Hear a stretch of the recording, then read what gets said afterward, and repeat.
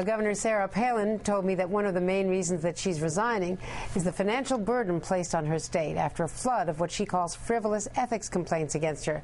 Now, just 18 days before she leaves office, yet another complaint has been filed. I talked to her attorney, Tom Van Flein, about it just moments ago, and he says that this one also is without merit. We met up with the governor and her family at a remote fishing site on the western coast of Alaska, where her husband's family has fished commercially for generations. I wanted to ask you about everything that's going on, and now that you've made these very big decisions, what are you going to do next?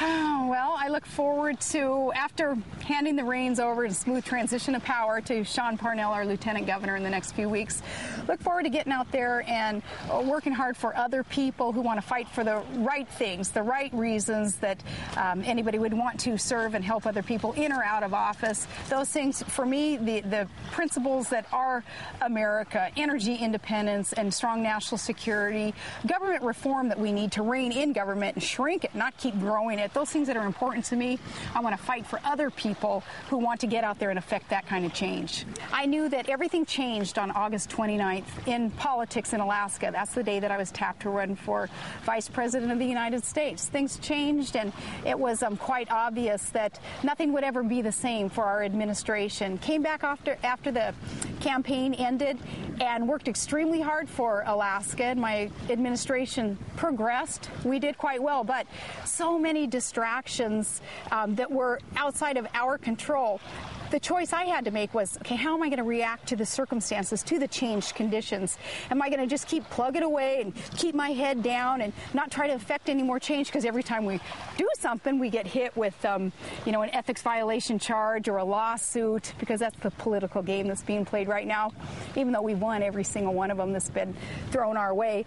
But my choice in how to react to these circumstances, my choice has been, I'm willing to not run again for re-election. I'm willing to step aside and allow the progress that our state needs with energy independence and contribution to national security. I can do that by stepping aside, and I was willing to do that. Even some of your supporters in Wasilla said to us, she signed up for 4 years. We are disappointed that she's quitting.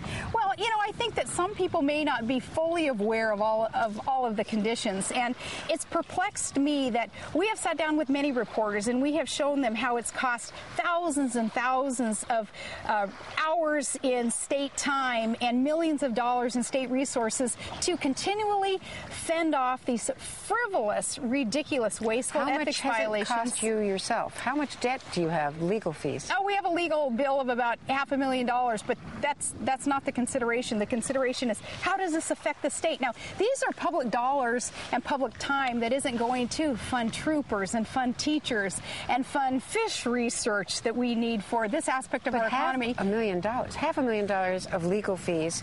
You've got a family, you've got a special needs child, you've got this place you love. Well, that's just one aspect of the insanity of this political game that's being played. See, it doesn't cost the adversaries a penny, not a penny, to file these wasteful ethics violation charges. It's charges like, Andrea, when I returned from the campaign trail and I was bombarded by reporters in my state office when I walked in the door the day after the campaign, I answered their questions and I got hit with an ethics violation. Had to hire an attorney to prove that I was just doing my job.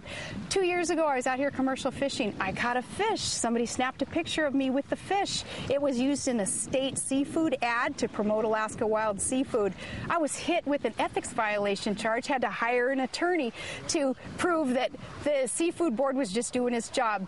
I wore a warm snow machine coat that I wear Arctic Cat gear for years. As a matter of fact, I just noticed I have a logo here. I might get hit with a violation, but I wear a warm snow machine coat to a cold snow machine event. I get hit with an ethics violation. Those are examples of the ridiculous and frivolous ethics charges that we have to hire attorneys to fight all the time. So I said, that's kind of distracting, but that still isn't all of it. What is all of it is knowing I wasn't going to run for re-election. So Alaskans, being perfectly honest with them, not wanting to play that political game that most politicians do, and that's they kind of pretend like they don't know if they want to run again. Well, I knew I wasn't going to run again, so I'm going to be honest with Alaskans and say one term was enough.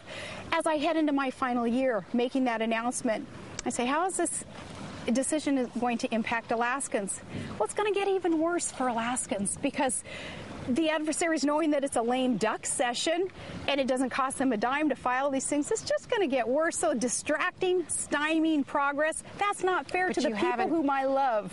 You haven't finished the job, some would say. You're not listening to me as to why I wouldn't be able to finish that final year in office without it costing the state millions of dollars and countless hours of wasted time, We have true, worthy public causes. My son fighting over there in Iraq right now with the troops who are fighting for freedom of the press and free speech and fair elections, all those things that are near and dear to America's heart. Those things, that is a worthy cause, and that's where our public resources should go, not in this ridiculous, superficial political blood sport that's being played.